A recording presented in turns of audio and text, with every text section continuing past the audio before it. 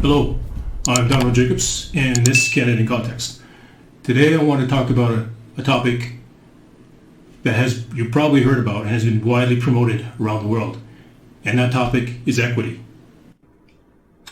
Now, there are many questions about what equity is, and believe me, when I went to look exactly to find a definition of equity, I was faced with just so many different approaches as to describing what it was. But I want to show here in a second on the screen one definition in particular that I came across, because it really showed how equity is rooted in Marxism. So this definition of equity is about giving people the required opportunities and resources according to their need. Now, this definition of equity is almost a carbon copy of what the founder of socialism, Karl Marx, stated. And I want to read that for you. He said, "From each according to his ability, to each according to his needs." So, the question is now, how is equity being implemented in today's society? Well, if you've seen any of the news headlines over the last year, part of that way that equity is being implemented in society or pushed in society is around the idea of people who are less advantaged should have different treatment than those who have more advantages in society. So they play this power dynamic that Marx talked about those who are the oppressors and those who are the oppressed.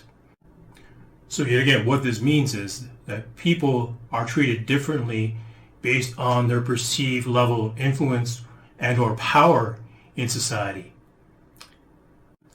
So why do they do this? Well, their main goal, as they would state, is to achieve equal outcomes for everyone in society. But there are consequences for these types of actions, because if you're going to make justice and fairness the top priority for your nation, then what needs to happen is that the whole system that we currently have in Canada needs to be restructured to allow for the resources to be given to the people that they are saying need it. So this means that governments and societies have to tear down what exists currently to build back better. And you might have heard this terminology before. It's what the Trudeau Liberal government has been pushing as a plan to come out of COVID. You might recall back in September of last year that there was a video that resurfaced around Trudeau calling for a reset. And just recently, Chrystia Freeland, his finance minister, talked about how COVID was a political opportunity for them. So we have to ask, what is this political opportunity they're talking about? And I believe one of the things that they're emphasizing is that they understand they need more control over society to implement equity on a large scale. There's a bill called C-16 that was passed in 2017. And that bill outlawed the way people can talk about gender. But the problem is, there are already statutes in law that fought against harassment and abuse.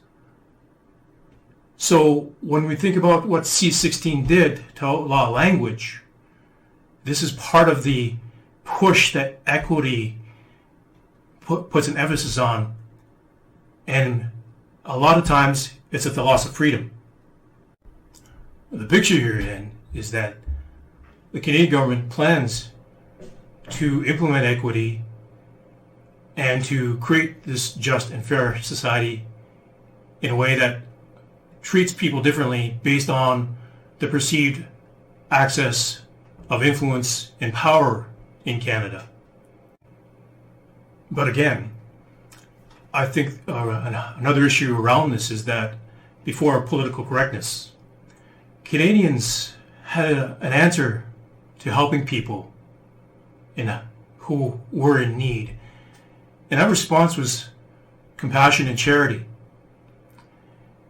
Canadians knew, or know, that when people are down, it's fair and just and compassionate to help people get on their feet. So these qualities of compassion, charity, justice, they're all well and good. But when you put too much emphasis on them, they can hurt a society. And that's what equity is.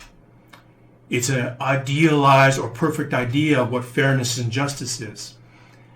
And it goes to extremes to the point where I believe when you look at it, equity at its base is virtue signaling on steroids. So in order to create a perfect, equal, and just society, it's been seen throughout history that countries will enforce social justice through legal means. Countries like Russia, China, North Korea, Cuba, and Venezuela have all attempted to social justice through law enforcement. And the results have been devastating to not only their economies, but the livelihood of their citizens. Take the example of Venezuela. They saw land ownership as unjust, so they confiscated all the farmland. And they created government-controlled cooperatives. And when those failed, they began to try to import the food that they needed. And when their economy began to tank, the restrictions that they put in place to create equity got in the way of them providing food to their citizens. So the result was food prices skyrocketed 1,000%, and many of their citizens were starving. So the idea of equity, it works in certain ways. And if you're playing a game, it certainly works there. But the problem is that equity doesn't work in complex societies.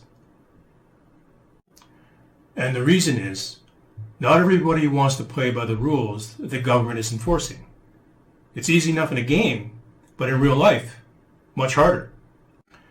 And it's because people don't necessarily want to live by these enforced social rules that the government must take steps to create this equal and just perfect world that they've envisioned.